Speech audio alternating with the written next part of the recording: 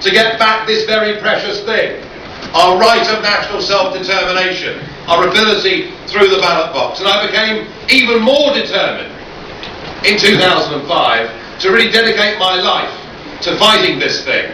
Firstly in the United Kingdom, but if I could be of assistance anywhere else in the European Union, to do so there as well. And indeed we did get our opportunity, because even though they called it a treaty, one country had to have a referendum on Lisbon, and it was of course Ireland.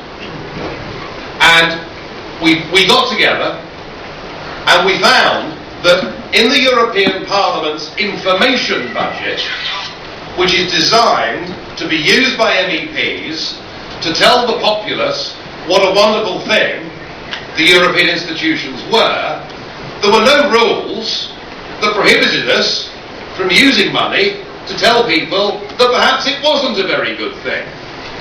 And so we clubbed together some money and we managed to put a booklet through the door of every single house in Ireland.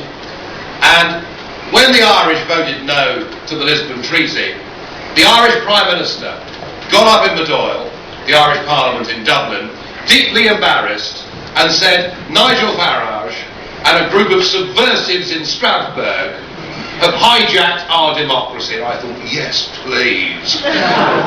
You know, they'd spent millions of taxpayers' money on the other side. We'd spent but a mere fraction, but we'd been able to get a no vote to Lisbon. But of course, none of it mattered, because they were bullied and forced to vote again, and the yes side, you know, once again, flooded the place with money and filled people with fear. But I've gone on battling, and I've gone on fighting, and of course one of the provisions of that Lisbon Treaty was that Europe, or the European Council, would now have a full-time president.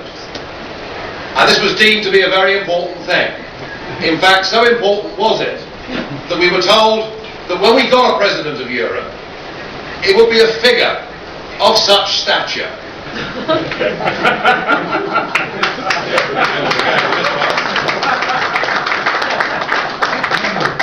It would be a figure of such stature. Stop making me laugh. Figure of such stature that he would stop the traffic in Washington and Beijing. So we all thought, crikey, this must really be important. And of course what we got was Herman Van Rompuy. And I have to say, I don't think in the history of parliamentary tradition that what I said or did was particularly out of order. You know, I'm okay. I wasn't particularly nice about him, but if you think about it, I said we were told we would get a giant, towering figure, but what we got, Mr. Van Rompuy, was you. You have the charisma of a damp rag, the appearance of a low-grade bank clerk, and the question that I want to ask, the question we all want to ask is, who are you? I've never heard of you. Nobody in Europe's ever. No, it wasn't that bad, folks, was it, really? Anyway, it seemed to cause terrible trouble. And the next morning, Jerzy Buzek, the Polish president of the Parliament, I was summoned to meet Jerzy Buzek at 9 o'clock in his office. Now, a piece of advice, folks, if you're called into an office for a meeting and coffee is not offered, you know you're in some trouble. So, Mr. Buzek looked at me in this sort of terribly grave manner. I mean, you'd have thought we were on the verge of nuclear war or something, you know. And Mr. Buzek looked at me and he said, "What you have done, Mr. Farage, is totally unacceptable. You have brought shame on the European institutions." To which I said, "Well, you've been making a fairly good job of it yourselves, actually." And he said, "I'm asking you to apologise."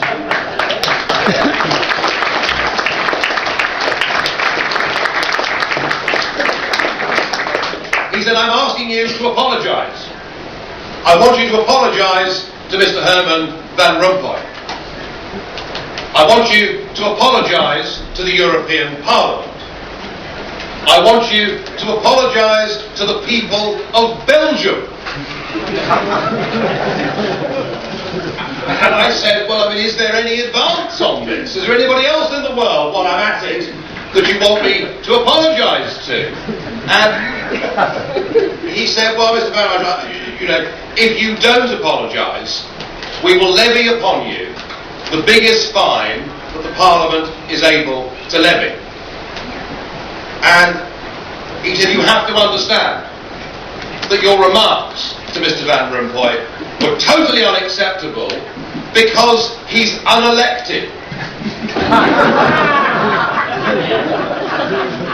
I said, President Buzek, that's the very point I was making. Anyway, it clearly was going nowhere.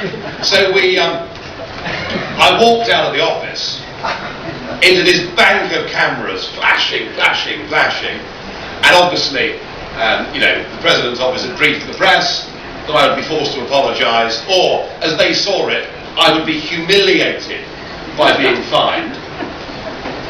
They don't really get my politics, do they? And so I went out, and this bank of cameras, and they're all screaming at me, "Oh, are you going to apologise? Oh, are you going to apologise?" And I said, "Quiet, please." I said, "Look, you know, I have to be the first to recognise that sometimes in life we go over the top. Sometimes in life we get things wrong. Sometimes in life it is better to be a man and to apologise for what you have done. And so I've decided that I will unconditionally apologise to bank clerks all over the world for the offence I might have caused them."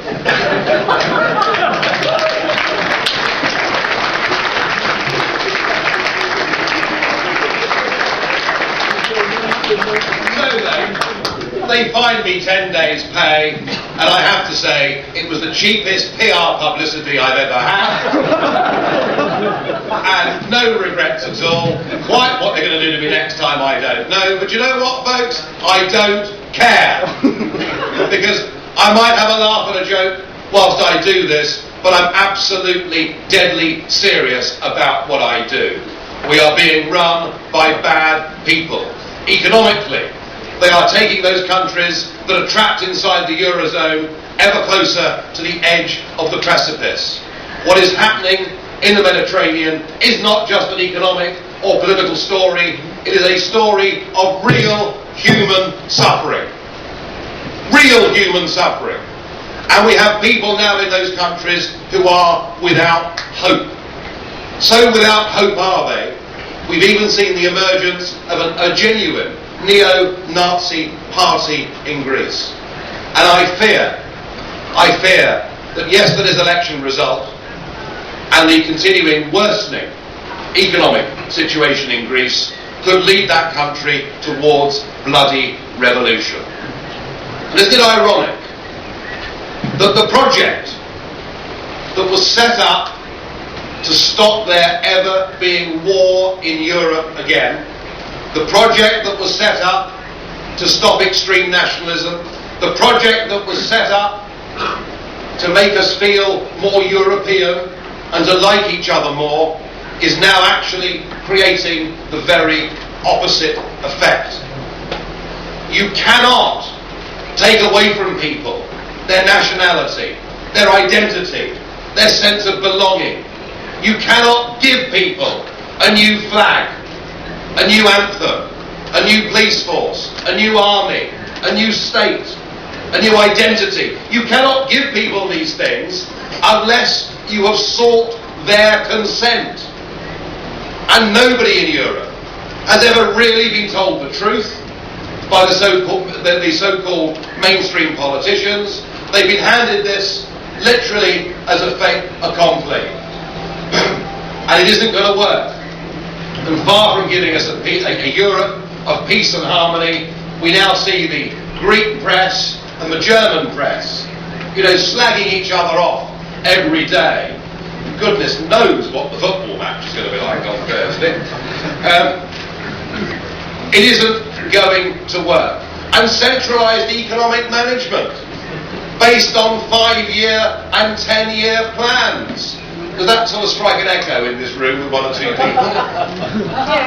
Yeah, I mean, but come on, you've lived under this before. It doesn't work. And I want to see, in countries like this country and the other countries that lived under communist rule, I think the people of these countries deserve rather better, frankly, than they've currently got. I saw in 2004 a crop of politicians come from these countries to sit with us in the European Parliament, and I believe when I first met them that they were actually going to do a good job. In the main, they have simply surrendered. Taken in by the money, taken in by the perks and the lifestyle, and taken in by that, I suppose, very normal human feeling of actually wanting to be liked by the people that are around you. I have to say it's never bothered me very much, but it is a normal thing to want to be liked. So we do need a rebirth of fresh, new democratic movements from these countries. You know, as it stands, we're seeing across the north of Europe the growth of some really good, fresh politics. And it's now the time for Central Europe, for Eastern Europe, and for Southern Europe to give birth to those movements. Right across Europe, public opinion is changing. It is crying out for people who will present honest politics.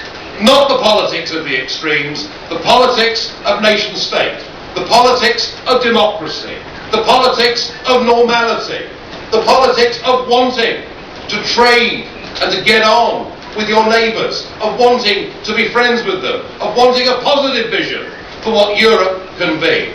But folks, if any of you think that we can actually reform or change or make this current European Union better, then please think about my experiences. Please think about those victories that we secured against the Constitution, about the victory we secured against the Lisbon Treaty.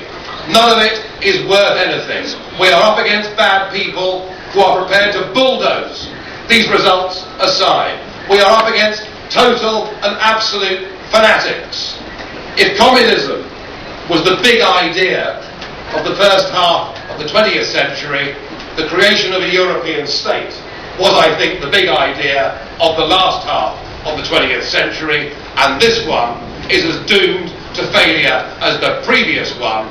But it won't just fall on its own. We have got to fight it. And I'll tell you this, as long as there's breath in my body, I will go on in the United Kingdom fighting it. I will go on in the European Parliament fighting it. And I hope that you too, in the Czech Republic, will rise up and fight this thing and take back our birthright, democracy and freedom. Thank you.